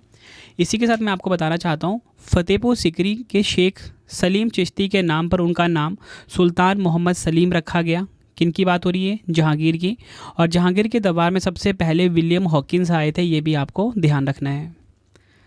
बढ़ते हैं नेक्स्ट क्वेश्चन की तरफ। सूर्य तथा पृथ्वी के बीच न्यूनतम दूरी कब होती है। देखिए मिनिमम डिस्टेंस पूछा जा रहा है सन और अर्थ के बीच में। काफ़ी इंपॉर्टेंट क्वेश्चन है और इस क्वेश्चन से जुड़े हुए 3 से 4 क्वेश्चन एग्जाम में बार बार पूछ लिए जाते हैं। बिल्कुल डीप रिसर्च करके मैं वो क्वेश्चन भी निकाल कर ले आया हूँ आपके लिए। ठीक है, तो पहले तो आपको ये क्लियर हो इसका आंसर मैं बता देता हूँ कि सूर्य तथा पृथ्वी के बीच जो न्यूनतम दूरी होती है 3 जनवरी को होती है। ऑप्शन डी हमारा बिल्कुल सही हो जाएगा। अब देखिए ये जो यहाँ पर आप ध्यान देना कि ये देखो जैसे सूर्य हो गया और पृथ्वी हो गया। ठीक है, अब सपोज ये पृथ्वी है और ये सूर्य है, इसके बीच में जो मतलब पृथ्वी है ये चक्कर लगाता है, ये एलिप्टिकल पाथ फॉलो करता है, मतलब गोल सर्कल पाथ फॉलो नहीं करता। तो एक सिचुएशन ऐसी आती है जब दूरी जो होती है ना पृथ्वी और सूर्य के बीच में ज़्यादा होती है, और एक सिचुएशन ऐसी है कि जब कम होती है। तो इन दोनों को क्या कहा जाता है, एग्जाम में ये भी पूछ लिया जाता है। तो ये भी मैं आपको आगे बता रहा हूँ। देखिए सूर्य एवं पृथ्वी के बीच की जो अनुमानित दूरी है, सबसे पहले आपको पता होना चाहिए, जो एग्जाम में बार बार पूछा जाता है 1.495 × 10⁸ किलोमीटर। ये आपको ध्यान रखना है, 1.495 × 10⁸ किलोमीटर ये अनुमानित दूरी है सूर्य एवं पृथ्वी के बीच। इसको हम इस प्रकार से भी लिखते हैं 1.495 × 10⁸ किलोमीटर। ठीक है, ये क्वेश्चन तो एग्जाम में बार बार पूछा जाता है। अब ध्यान से समझना, सूर्य एवं पृथ्वी के मध्य अधिकतम दूरी को हम अपसौर कहते हैं। क्या बोलते हैं, सूर्य एवं पृथ्वी के मध्य जो अधिकतम दूरी होती है, इस वाले सिचुएशन की बात कर रहे हैं यहाँ पे। देखो ये दूरी अधिकतम होना सूर्य और पृथ्वी के बीच में, इसको हम अपसौर यानी कि एपिहीलियन कहते हैं इंग्लिश में। आई होप आपको ये चीज़ क्लियर हो गई। अपसौर की घटना के दौरान पृथ्वी और सूर्य के बीच अनुमानित दूरी 152 मिलियन किलोमीटर हो जाती है। अब हम देखते हैं नेक्स्ट कंडीशन, सूर्य और पृथ्वी के बीच न्यूनतम दूरी कब होती है, 3 जनवरी को होती है। कब होती है, 3 जनवरी को, जो कि हमारा क्वेश्चन भी था कि सूर्य तथा पृथ्वी के बीच न्यूनतम दूरी कब होती है, 3 जनवरी को। और इसे क्या कहते हैं, इसे हम पेरिहीलियन कहते हैं। क्या कहते हैं, पेरिहीलियन। यहाँ पे आप देखो इस वाली सिचुएशन की बात हो रही है, जब कम दूरी होती है इसको हम पेरिहीलियन, और हिंदी में क्या बोलेंगे, उपसौर बोलेंगे। ठीक है, क्या बोलेंगे, उपसौर। ये आपको ध्यान रखना, एग्जाम में पूछा गया क्वेश्चन है। सॉरी यहाँ पे लिखना था, उपसौर कहते हैं। ये दोनों कंडीशन आपको ध्यान रखना है, डेट भी ध्यान रखना है। अगला क्वेश्चन है, भारतीय संविधान की कौन सी विशेषता जापान के संविधान से ली गई है? राइट आंसर इस क्वेश्चन का हो जाएगा ऑप्शन ए, विधि द्वारा स्थापित प्रक्रिया, यानी कि प्रोसीजर स्टैब्लिश्ड बाय लॉ। भारतीय संविधान की जो विशेषता है विधि द्वारा स्थापित प्रक्रिया, ये जापान देश के संविधान से ली गई है। नेक्स्ट है हमारा क्वेश्चन, कौन सा मौलिक अधिकार देश में आपातकाल घोषित होने पर भी निलंबित नहीं किया जा सकता? राइट आंसर इस क्वेश्चन का हो जाएगा ऑप्शन बी, अनुच्छेद 20 और 21। भारतीय संविधान का जो अनुच्छेद 20 और 21 है, बताना चाहता हूँ, ये मौलिक अधिकार देश में आपातकाल घोषित होने पर भी निलंबित नहीं किया जा सकता। डिटेल में कुछ फैक्ट समझ लेते हैं आपातकाल से जुड़े हुए। राष्ट्रपति 3 प्रकार के आपातकाल घोषित कर सकता है, राष्ट्रीय आपातकाल, राज्य आपातकाल जिसे राष्ट्रपति शासन भी बोलते हैं राज्य में, और तीसरा है वित्तीय आपातकाल। वित्तीय आपातकाल को छोड़कर अन्य सभी आपातकाल आज तक भारत में लागू किए गए हैं, लेकिन जो वित्तीय आपातकाल है अनुच्छेद 360 वाला, ये अभी तक हमारे देश में लागू नहीं हुआ है। अगला क्वेश्चन है, मस्तिष्क का कौन सा भाग शरीर का तापक्रम नियंत्रित करता है? ये क्वेश्चन भी काफ़ी बार एग्जाम में पूछा गया है। आंसर ऑप्शन सी हो जाएगा, हाइपोथैलेमस। मस्तिष्क का जो हाइपोथैलेमस होता है ये तापक्रम नियंत्रित करता है, यानी कि बॉडी टेम्परेचर को रेगुलेट करता है। अगला क्वेश्चन है, किस योजना को डिकी वर्ड प्लान के नाम से जाना जाता है? राइट आंसर इस क्वेश्चन का हो जाएगा option D, plan Balkan. Plan Balkan जो है इसे डिकी वर्ड प्लान के नाम से भी जाना जाता है। लॉर्ड माउंटबेटन ने भारतीय स्वतंत्रता के लिए डिकी बर्ड प्लान तैयार किया है। यह योजना एक समिति द्वारा तैयार की गई थी जिसमें general sir Hastings Ismay, sir George Abell और लॉर्ड माउंटबेटन शामिल थे। इसे प्लान बाल्कन भी कहा जाता है। अगला क्वेश्चन है, अवध का अंतिम नवाब कौन था? देखिए, लास्ट नवाब ऑफ अवध कौन थे ये पूछा जा रहा है। वाजिद अली शाह। ऑप्शन बी हमारा बिल्कुल सही हो जाएगा, अवध के अंतिम नवाब वाजिद अली शाह थे। अगला क्वेश्चन है, सामान्य अपसौर की स्थिति कब होती है? एपिहीलियन की यहाँ पे बात हो रही है। तो मैंने आपको बताया था ना कि जब दूरी ज़्यादा होती है उसको हम एपिहीलियन बोलते हैं, अपसौर कहते हैं, और मैंने आपको ऊपर डेट भी बताया था। तो इसका राइट आंसर ऑप्शन डी हो जाएगा, 4 जुलाई को। नेक्स्ट है हमारा क्वेश्चन, वायुमंडल के किस भाग में ओजोन परत पाई जाती है? देखिए, एटमॉस्फेयर में एक लेयर होती है ओजोन की, जो कि हमें सूर्य से आने वाली जो हानिकारक किरणें होती हैं, अल्ट्रावायलेट रेज होती हैं, उनसे बचाती है। तो पूछा जा रहा है कि वायुमंडल के किस भाग में ओजोन परत पाई जाती है? बार बार एग्जाम में पूछा जाता है। ऑप्शन बी हो जाएगा, समताप मंडल। ये आपको ध्यान रखना है, ओजोन का फॉर्मूला O3 होता है। अगला क्वेश्चन है, सरदार सरोवर बांध किस नदी पर बना है? सरदार सरोवर बांध की यहाँ पे बात की जा रही है, नर्मदा नदी पर बना हुआ है सरदार सरोवर बांध।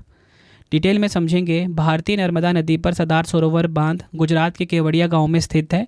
4 राज्यों गुजरात, मध्य प्रदेश, महाराष्ट्र और राजस्थान को सरदार सरोवर बांध से आपूर्ति की जाने वाली पानी और बिजली प्राप्त होती है। परियोजना की आधारशिला प्रधानमंत्री जवाहरलाल नेहरू ने 5 अप्रैल 1961 को रखी थी।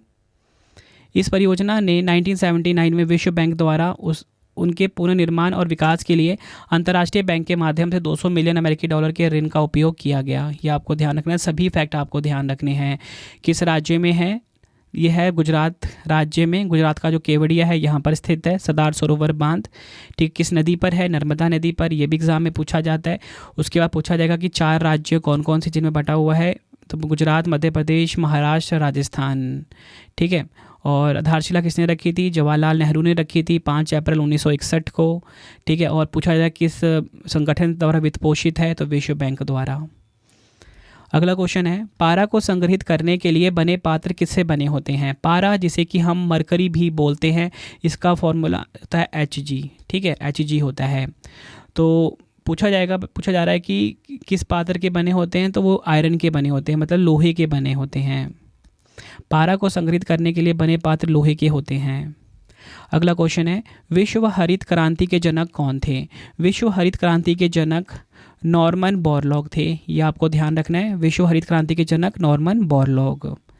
अगला क्वेश्चन है, निम्न में से कौन जननायक के उपनाम से प्रसिद्ध है? तो देखिए, जननायक के उपनाम से प्रसिद्ध है कर्पूरी ठाकुर। ऑप्शन ए हमारा बिल्कुल सही हो जाएगा।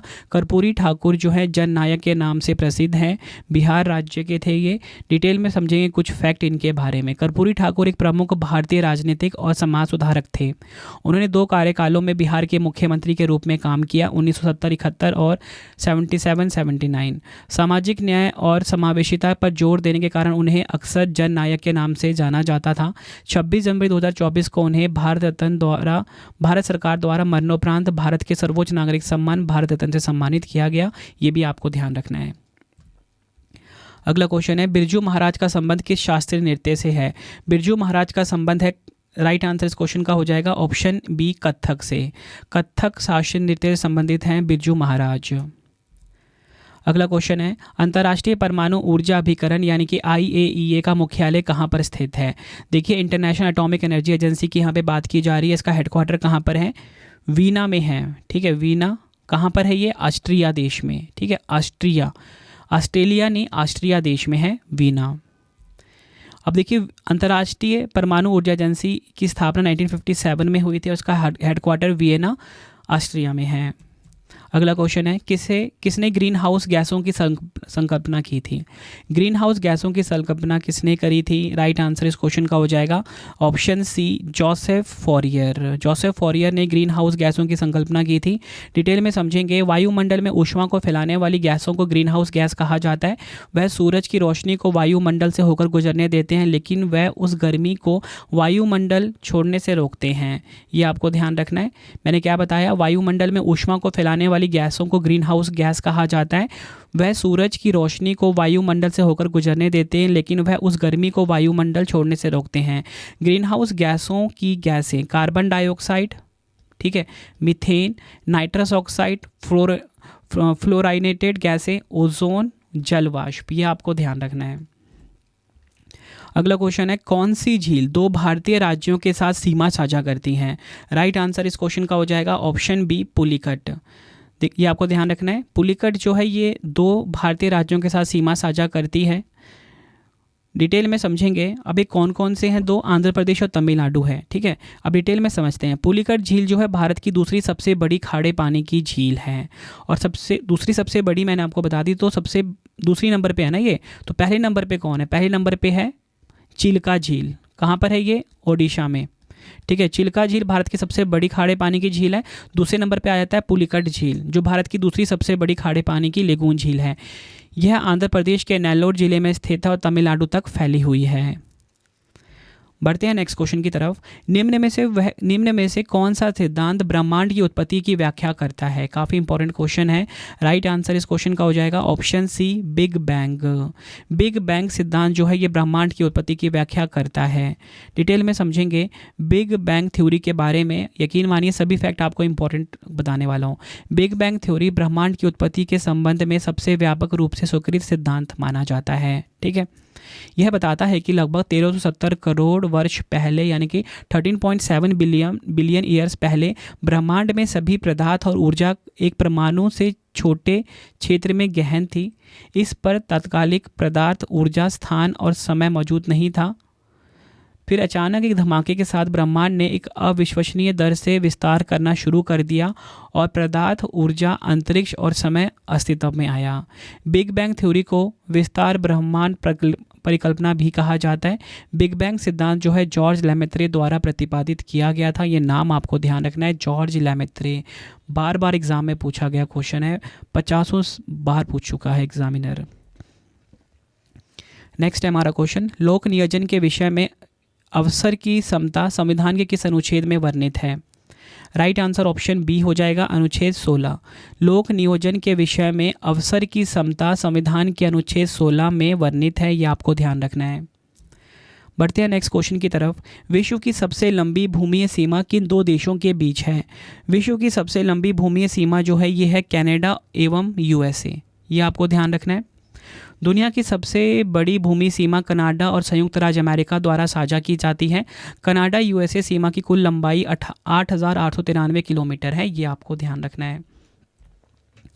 बढ़ते हैं नेक्स्ट क्वेश्चन की तरफ।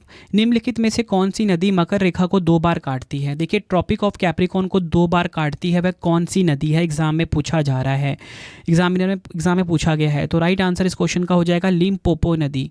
ऑप्शन ए हमारा बिल्कुल सही हो जाएगा। लिम्पोपो नदी जो है ये मकर रेखा को 2 बार काटती है। लिम्पोपो नदी मकर रेखा को 2 बार पार करती है, यह आपको ध्यान रखना है। यह बोत्सवाना और दक्षिण अफ्रीका की सीमा के पास से निकलती है और हिंद महासागर में जाकर समाप्त होती है। तो मतलब निकलती कहाँ से है? बोत्सवाना और दक्षिण अफ्रीका की सीमा के पास से और हिंद महासागर में जाकर समाप्त होती है, यह आपको ध्यान रखना है। और अगर आपसे पूछा जाए कि 2 बार भूमध्य रेखा यानी कि इक्वेटर को पार करने वाली नदी कौन सी है, जायरा जिसे कि कांगो नदी भी कहते हैं, ये क्वेश्चन भी एग्जाम में बार बार पूछा जाता है कि भूमध्य रेखा को 2 बार पार करने वाली नदी जायरा यानी बोल सकते हो कांगो नदी है। और अगर आपसे पूछा जाए कर्क रेखा को 2 बार पार करने वाली नदी कौन सी है, वो माही नदी है, भारत में जो बहती है। ठीक है, ये आपको ध्यान रखना है। 3 फैक्ट मैंने आपको मोस्ट इंपॉर्टेंट 5 फैक्ट बता दिए कि लिम्पोपो नदी मकर रेखा को 2 बार पार करती है, जायरा यानी कि कांगो नदी 2 बार भूमध्य रेखा को पार करती है, माही नदी कर्क रेखा को 2 बार पार करती है। और मैंने आपको ये भी बताया कि लिम्पोपो नदी कहाँ से निकलती है और इसका मुहाना कहाँ पर है, मतलब कहाँ पर समाप्त होती है। अगला क्वेश्चन है, मोस्ट इंपॉर्टेंट क्वेश्चन है ये भी, पृथ्वी का पलायन वेग कितना है, एस्केप वेलोसिटी कितना है अर्थ का। डबल स्टार मार्क करना इस क्वेश्चन को। राइट आंसर ऑप्शन बी हो जाएगा 11.2 किलोमीटर पर सेकेंड। 11.2 किलोमीटर प्रति सेकेंड जो है ये पृथ्वी का पलायन वेग है, यानी कि एस्केप वेलोसिटी है। पलायन वेग क्या होता है ये समझिए। पृथ्वी के गुरुत्वाकर्षण से बचने के लिए आवश्यक न्यूनतम वेग पलायन वेग कहलाता है। यदि कोई वस्तु इस गति से या उससे अधिक गति से गुजरती है तो पृथ्वी के गुरुत्वाकर्षण से बच जाएगी और वापस नहीं लौटेगी। ठीक है, और पृथ्वी का पलायन वेग कितना है? 11.2 किलोमीटर प्रति सेकंड है। अगर ये हमारा पृथ्वी है और आप यहाँ पे आप खड़े हो, ठीक है, अगर आपने कोई बॉल फेंका ऊपर को, बॉल ऊपर फेंका, बॉल कुछ टाइम के बाद नीचे आ जाती है, लेकिन अगर आप उसे 11.2 किलोमीटर प्रति सेकंड से फेंकोगे ऊपर तो ये कभी भी वापस नहीं आएगी, ये चली जाएगी ऊपर अंतरिक्ष में ही। तो यही है पलायन वेग। आई होप आपको ये चीज़ समझ आ गई। बढ़ते हैं नेक्स्ट क्वेश्चन की तरफ। गारो, खासी और जयंतिया पहाड़ियाँ किस राज्य में स्थित है? देखिए, गारो, खासी और जयंतिया पहाड़ियाँ जो हैं ये मेघालय राज्य में स्थित है। ऑप्शन ए हमारा बिल्कुल सही हो जाएगा। और ये जनजाति का भी नाम है। गारो खासी जनजाति कहाँ पर पाई जाती है? मेघालय में। अगला क्वेश्चन कर लेते हैं, किस नदी को चीन का शोक कहा जाता है? देखिए, चीन का शोक किस नदी को कहा जाता है? राइट आंसर ऑप्शन बी हो जाएगा, हवांग हो नदी को चीन का शोक कहा जाता है। हवांग हो नदी को पीली नदी के नाम से भी जाना जाता है। ठीक है, कौन सी नदी के नाम से? पीली नदी के नाम से भी जाना जाता है और इसे चीन का दुख यानी कि चीन का शोक कहा जाता है। फ्रेंड्स, अगर आपको वीडियो की क्वालिटी, वीडियो का कंटेंट और आपके रवि सर की मेहनत पसंद आ रही है, वीडियो को लाइक और शेयर ज़रूर करें। देखिए, जीके जीएस की क्लास अब आपको नॉन स्टॉप मिलना शुरू हो जाएगी। ठीक है, ये 100 क्वेश्चंस लेकर आया हूँ ना, अगली वीडियो में आपको लेकर आऊँगा 125 क्वेश्चंस की। और यकीन मानिए हर सभी में कंटेंट अलग अलग ही होगा जीके जीएस का। ठीक है, अगला क्वेश्चन है, राष्ट्रीय विकास परिषद की 10वीं पंचवर्षीय योजना का नेतृत्व किसने किया था? देखिए, 10वीं पंचवर्षीय योजना 10th 5 ईयर प्लान का नेतृत्व किसने किया था? राइट आंसर ऑप्शन सी हो जाएगा, उपयुक्त ए और बी, अटल बिहारी वाजपेयी और मनमोहन सिंह जी ने। ऑप्शन सी हमारा सही हो जाएगा। भारत में पंचवर्षीय योजना की शुरुआत 1951 में हुई, ये तो आपको पता होना चाहिए। 1951 में पंचवर्षीय योजना की शुरुआत हुई थी। अब हमारे क्वेश्चन में बात हो रही थी क्या किसकी? 10वीं पंचवर्षीय योजना की। तो 10वीं पंचवर्षीय योजना 2002 से 2007 तक अटल बिहारी वाजपेयी और मनमोहन सिंह के नेतृत्व में हुई थी। ये काफ़ी इंपॉर्टेंट लाइन है। इस योजना का मुख्य उद्देश्य अगले 10 वर्षों में प्रति व्यक्ति आय को दोगुना करना है। लक्ष्य वृद्धि दर 8.1% थी, जबकि वास्तविक वृद्धि 7.6% थी। ठीक है, ये आपको ध्यान रखना है, ये भी एग्जाम में पूछा गया था। उद्देश्य क्या था कि अगले 10 वर्षों में प्रति व्यक्ति आय को दोगुना करना। एग्जाम में बार बार पूछा जाता है फ्रेंड्स ये। ठीक है, उद्देश्य पूछा जाता है एग्जाम में बार बार, 10 वर्षों में प्रति व्यक्ति आय को दोगुना करना। और वास्तविक वृद्धि कितनी थी? 7.6%। पंचवर्षीय योजना की शुरुआत 1951 में हुई थी। 10वीं पंचवर्षीय योजना 2002 से 2007 तक अटल बिहारी वाजपेयी और मनमोहन सिंह के नेतृत्व में हुई थी। ये सभी फैक्ट आपको ध्यान रखने हैं। बढ़ते हैं नेक्स्ट क्वेश्चन की तरफ हम। अंतर्राष्ट्रीय मजदूर दिवस किस तिथि को मनाया जाता है? अंतर्राष्ट्रीय मजदूर दिवस जो है फ्रेंड्स ये 1 मई को मनाया जाता है। ऑप्शन डी हमारा सही हो जाता है। अगला क्वेश्चन है, निम्नलिखित में से वायुयानों को उड़ाने के लिए वायुमंडल की सबसे आदर्श परत कौन सी है? तो देखिए, निम्नलिखित में से वायुयानों को उड़ाने के लिए वायुमंडल की सबसे आदर्श परत कौन सी है? आंसर ऑप्शन सी हो जाएगा, समताप मंडल यानी कि स्ट्रेटोस्फेयर। अगला क्वेश्चन है, भारत के वित्त आयोग के पहले अध्यक्ष कौन थे? मोस्ट इंपॉर्टेंट क्वेश्चन है। और ये जो वित्त आयोग टॉपिक है ना, ये भी अपने आप में काफ़ी इंपॉर्टेंट है। काफ़ी सारे क्वेश्चन इसमें से एग्जाम में पूछ लिए जाते हैं। तो देखिए, भारत के वित्त आयोग के पहले अध्यक्ष थे, इनका नाम था केसी नियोगी। केसी नियोगी भारत में वित्त आयोग के पहले अध्यक्ष थे। डिटेल में बात करेंगे वित्त आयोग के बारे में। भारतीय राष्ट्रपति द्वारा भारतीय संविधान का जो अनुच्छेद 280 है, कौन सा अनुच्छेद याद रखना है आपको, 280 के तहत वित्त आयोग की स्थापना की गई थी। तो ये क्वेश्चन एग्जाम में ऐसे ही पूछा जाता है कि वित्त आयोग के बारे में किस अनुच्छेद में बताया गया, अनुच्छेद 280 में। और वित्त आयोग जो है संघ और राज्य सरकार के बीच कुछ राजस्व संसाधनों के आवंटन के उद्देश्य से एक संवैधानिक निकाय है, ये आपको ध्यान रखना है। यह केंद्र और राज्यों के बीच वित्तीय संबंधों को परिभाषित करने के लिए बनाया गया। इसका गठन कब हुआ था, 1951 में हुआ था। ये क्वेश्चन भी एग्जाम में पूछा जाता है। 1951 में गठित वित्त आयोग के पहले अध्यक्ष केसी नियोगी थे, जो कि हमारा मेन क्वेश्चन था। वित्त आयोग अपनी रिपोर्ट भारत के राष्ट्रपति को सौंपता है। ये क्वेश्चन भी एग्जाम में पूछा गया था, मैंने इसको वन लाइनर फैक्ट में डाल दिया आपके सामने। भारत के राष्ट्रपति वित्त आयोग के सदस्यों की नियुक्ति करते हैं। ये क्वेश्चन भी एग्जाम में बार बार पूछा जाता है कि जो वित्त आयोग के सदस्य होते हैं इनकी नियुक्ति कौन करता है, राष्ट्रपति करते हैं। 6 से 7 फैक्ट मैंने आपको बताए, सारे के सारे PYQ में 50 बार पूछे गए हैं। ठीक है, कोई काउंटिंग नहीं है, इतनी बार पूछे जा चुके हैं। अगर आप मॉक टेस्ट लगाते हो ना, वहाँ पे फ़र्क दिखेगा कि जो आप मेरे GK GSE क्लास ले रहे हो। अगला क्वेश्चन त्वरण, जिसे कि हम एक्सीलरेशन भी बोलते हैं, ज्ञात करने का सही सूत्र कौन सा है। राइट आंसर इस क्वेश्चन का हो जाता है हमारा option A, acceleration is equal to V minus u by t. Acceleration क्या होता है, V minus u upon t. अब आपको ध्यान से समझना है यहाँ पे, ये मैंने आपको फॉर्मूला तो बता दिया, A is equal to V minus u by t. ए मैंने आपको क्वेश्चन में बता दिया था, ये क्या होता है, त्वरण होता है। क्या होता है, त्वरण होता है। यहाँ पे जो V है ना, V होता है अंतिम वेग, यानी कि फाइनल वेलोसिटी। ठीक है, कौन सा वेग होता है ये, अंतिम वेग। और बात करेंगे U की, U क्या है यहाँ पे, U है प्रारंभिक वेग। ठीक है, यानी कि इनिशियल वेलोसिटी बोलते हैं इसको हम। और T क्या है, समय है। ये फार्मूला आपको ध्यान रखना है। त्वरण एक समय के साथ वेग के परिवर्तन की दर है, ये आपको ध्यान रखना है। त्वरण क्या होता है, एक समय के साथ वेग की परिवर्तन की दर को कहते हैं। और इसकी जो इकाई है मीटर अपॉन सेकंड का स्क्वायर। ठीक है, ये होता है। अगला क्वेश्चन है, तुगलकनामा के रचनाकार का नाम क्या है। तो देखिए, तुगलकनामा का रचनाकार यहाँ पे पूछा जा रहा है कि कौन है। आंसर हो जाएगा ऑप्शन सी, अमीर खुसरो तुगलकनामा के रचनाकार का नाम है। अगला क्वेश्चन है, राज्यसभा के लिए नामित प्रथम फिल्म अभिनेत्री कौन थी। तो देखिए, राज्यसभा के लिए नामित प्रथम फिल्म अभिनेत्री थी, राइट आंसर इस क्वेश्चन का ऑप्शन ए हो जाएगा, नरगिस दत्त। डिटेल में समझेंगे, राष्ट्रपति द्वारा राज्यसभा में सदस्यों का नामांकन आयरलैंड से भारत के संविधान द्वारा गृहीत किया गया था, ये आपको ध्यान रखना है। भारतीय राष्ट्रपति विभिन्न क्षेत्रों में विशेष ज्ञान रखने वाले 12 व्यक्तियों को मनोनीत करता है। देखो, हमारा क्वेश्चन ये था ना कि राज्यसभा के लिए नामित जो प्रथम फिल्म अभिनेत्री थी वो तो नरगिस दत्त थी। अब ये जो मतलब कि राज्यसभा में किसी को नामित करना, तो ये किस देश से लिया गया है। तो देखिए, राष्ट्रपति द्वारा राज्यसभा में सदस्यों का जो नामांकन है ना, ये आयरलैंड देश के संविधान से लिया गया है। मोस्ट इंपॉर्टेंट क्वेश्चन है ये। ठीक है, देखो मैं किस तरीके से आपको रिलेट करा रहा हूँ GS, ठीक है, ताकि आपको ना एक एक चीज़ समझ में आए। एग्जामिनर ना आपको ये क्वेश्चन नहीं पूछेगा, आपसे ये पूछ लेगा, फिर आप बोलोगे ये क्वेश्चन तो मैंने पढ़ा नहीं, लेकिन मैं आपको पढ़ा रहा हूँ इंपॉर्टेंट पॉइंट में। ठीक है, भारतीय राष्ट्रपति विभिन्न क्षेत्रों में विशेष ज्ञान रखने वाले कितने व्यक्तियों को मनोनीत करता है, 12। एग्जाम में पूछा जाता है। राज्यसभा में मनोनीत होने वाली पहली महिला थी रुक्मणी देवी अरुंडेल। ठीक है, रुक्मणी देवी अरुंडेल राज्यसभा में मनोनीत होने वाली पहली महिला थी। और पूछा जाए राज्यसभा के लिए नामित होने वाली पहली महिला फिल्म स्टार, वो नरगिस दत्त थी। देखो कितना डीप क्वेश्चन है ये। अगर पहली महिला पूछ लें तो फिर तो आप बोलोगे रुक्मणी देवी अरुंडेल है।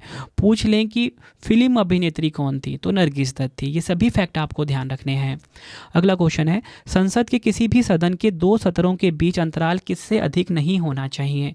राइट आंसर इस क्वेश्चन का हो जाएगा ऑप्शन बी, 6 महीने। संसद के किसी भी सदन के 2 सत्रों के बीच जो अंतराल है ये 6 माह से अधिक नहीं होना चाहिए। डिटेल में समझेंगे, भारतीय संसद को प्रतिवर्ष न्यूनतम 2 सत्र बुलाने का आदेश दिया गया है। भारत की संसद 3 अलग अलग प्रकार के सत्र आयोजित करती है। पहला है बजट सत्र फरवरी से मई के बीच, मानसून सत्र जुलाई से सितंबर के बीच, शीतकालीन सत्र नवंबर से दिसंबर के बीच। भारतीय संविधान का अनुच्छेद 85 जो है ये राष्ट्रपति को प्रत्येक सदन के सत्र बुलाने का अधिकार देता है, यह सुनिश्चित करने के लिए कि लगातार सत्रों के बीच 6 महीने से अधिक का अंतराल ना हो। सभी फैक्ट आपको ध्यान रखना। यहाँ पे जो अनुच्छेद की बात हो रही है ना, ये भी आपके लिए इंपॉर्टेंट है। तीनों सत्र के नाम क्या हैं वो भी आपको पता होना चाहिए। अगला क्वेश्चन है, कौन सा बैंक कृषि एवं ग्रामीण वित्त की आवश्यकताओं को तक सीमित है? राइट आंसर इस क्वेश्चन का हो जाएगा ऑप्शन डी, नाबार्ड। डिटेल में समझेंगे, नाबार्ड राष्ट्रीय कृषि और ग्रामीण विकास बैंक को संदर्भित करता है। ठीक है, ये तो आपको पता लग गया नाबार्ड का फुल फॉर्म क्या हो गया, है ना। और बात करेंगे, श्री बी शिवरामन की अध्यक्षता में 30 मार्च 1979 को गठित समिति की सिफारिश पर नाबार्ड का गठन किया गया। तो किसकी अध्यक्षता में? श्री बी शिवरामन की अध्यक्षता में। कब स्थापना हुई इसकी? 30 मार्च 1969 को। ये फैक्ट भी आपको ध्यान रखना है, ये भी इंपॉर्टेंट था। और यह 12 जुलाई 1982 को आरबीआई के कृषि ऋण कार्यों और तत्कालीन कृषि पुनर्वित्त और विकास निगम एआरडीसी के पुनर्वित्त कार्यों को स्थानांतरित करके अस्तित्व में आया था। अगला क्वेश्चन है, कौन सा अनुच्छेद राष्ट्रपति की क्षमादान शक्ति से संबंधित है? राइट आंसर इस क्वेश्चन का हो जाएगा ऑप्शन डी, अनुच्छेद 72। भारतीय संविधान का जो अनुच्छेद 72 है ये राष्ट्रपति की क्षमादान शक्ति से संबंधित है। महत्वपूर्ण अनुच्छेद देख लीजिए, राष्ट्रपति से जुड़े हुए भारत के राष्ट्रपति के बारे में बताया गया अनुच्छेद 52 में। अनुच्छेद 53 में संघ की कार्यकारी शक्ति के बारे में बताया गया। अनुच्छेद 54 में राष्ट्रपति का चुनाव के बारे में बताया गया। अनुच्छेद 55 में राष्ट्रपति के चुनाव की प्रक्रिया के बारे में बताया गया। अनुच्छेद 56 राष्ट्रपति के पद का कार्यकाल के बारे में बताया गया। अनुच्छेद 57 पुनः निर्वाचन के लिए पात्रता के बारे में बताया गया। अनुच्छेद 58 राष्ट्रपति के रूप में चुनाव के लिए योग्यताओं के बारे में बताया गया। अनुच्छेद 59 राष्ट्रपति कार्यालय की शर्तों के बारे में बताया गया। अनुच्छेद 60 राष्ट्रपति द्वारा शपथ या प्रतिज्ञान के बारे में बताया गया। अनुच्छेद 61 राष्ट्रपति पर महाभियोग चलाने की प्रक्रिया के बारे में बताया गया। अनुच्छेद 62 राष्ट्रपति के पद की रिक्ति को भरने के लिए चुनाव कराने का समय के बारे में बताया गया। अनुच्छेद 65 उपराष्ट्रपति को राष्ट्रपति के रूप में कार्य करना और उसके कार्यों का निर्वहन करना अनुच्छेद 65 में बताया गया। ये सभी आपको ध्यान रखने अनुच्छेद जो कि राष्ट्रपति से जुड़े हुए हैं। अगला क्वेश्चन है, भारत के नियंत्रक एवं महालेखा परीक्षक की नियुक्ति कौन करता है? भारत के नियंत्रक एवं महालेखा परीक्षक की जो नियुक्ति है ये करते हैं कौन? राष्ट्रपति। ऑप्शन सी हमारा बिल्कुल सही हो जाएगा। डिटेल में समझेंगे, भारत के नियंत्रक और महालेखा परीक्षक एक संवैधानिक प्राधिकारी है जिसे भारत के संविधान के अनुच्छेद 148 द्वारा स्थापित किया गया। उनकी नियुक्ति राष्ट्रपति द्वारा प्रधानमंत्री की सिफारिश के बाद की जाती है। उनका कार्यकाल 6 वर्ष का है या जब तक 65 वर्ष की आयु प्राप्त नहीं कर लेते हैं। जो भी पहले हो ये इनका कार्यकाल होता है किनका? नियंत्रक एवं महालेखा परीक्षक का। ये फैक्ट आपको ध्यान रखना है। वी नरहरि भारत के पहले नियंत्रक और महालेखा परीक्षक रहे हैं। काफ़ी बार एग्जाम में पूछा गया है। उन्होंने 1948 से 1954 तक भारत के पहले नियंत्रक और महालेखा परीक्षक के रूप में कार्य किया। ये सभी फैक्ट आपको ध्यान रखने हैं जो मैंने आपको यहाँ पे करवाए। 2 से 3 बार आप पढ़ो ताकि आपका एक भी क्वेश्चन छूटे ना। ठीक है, ये तो मेन एमसीक्यू तो एग्जाम के लिए इंपॉर्टेंट है ही है, लेकिन ज़्यादा क्वेश्चन आपको इनमें से भी देखने को मिलेंगे। ठीक है, सारे फैक्ट जो यहाँ पे मैंने लिखे हैं ना सेंटेंस की फॉर्म में, फिर से बता देता हूँ कि ये प्रीवियस ईयर के एमसीक्यूज़ हैं। ठीक है, तो अब मुझे तो समझाना है आपको ये, तो मैं तो यहाँ पे थोड़ी ना कि डब्बे बना के आपको एमसीक्यूज़ दिखाऊंगा। मैं तो उसको इजी करने के लिए क्या करूँगा, उसको मैं वन लाइनर में ही तो कन्वर्ट करूँगा। बढ़ते हैं नेक्स्ट क्वेश्चन की तरफ। सिंबलबाड़ा राष्ट्रीय उद्यान भारत के किस राज्य में स्थित है? राइट आंसर इस क्वेश्चन का हो जाता है ऑप्शन डी, हिमाचल प्रदेश में स्थित है सिंबलबाड़ा राष्ट्रीय उद्यान। अगला क्वेश्चन है, वायुमंडल के अध्ययन को क्या कहा जाता है? वायुमंडल के अध्ययन को कहा जाता है मेट्रोलॉजी। ऑप्शन बी हमारा सही हो जाता है। मेट्रोलॉजी जो है वायुमंडल के अध्ययन को कहा जाता है। अगला क्वेश्चन, तुजुक ए जहांगीरी मूल रूप से किस भाषा में लिखी गई थी? तुजुक ए जहांगीरी जो है ये मूल रूप से फारसी भाषा में लिखी गई थी। ये आपको ध्यान रखना है। अगला क्वेश्चन है, कौन सा जानवर मगध साम्राज्य के दौरान पहली बार युद्ध में इस्तेमाल किया गया था? राइट आंसर इस क्वेश्चन का हो जाता है ऑप्शन बी, हाथी जो है ये मगध साम्राज्य के दौरान पहली बार युद्ध में इस्तेमाल हुआ था। नेक्स्ट है हमारा क्वेश्चन, खानवा का युद्ध मुगल साम्राज्य के बाबर और किस राजा के बीच लड़ा गया था? तो देखिए, खानवा का युद्ध जो है ये मुगल साम्राज्य के बाबर और किसके बीच?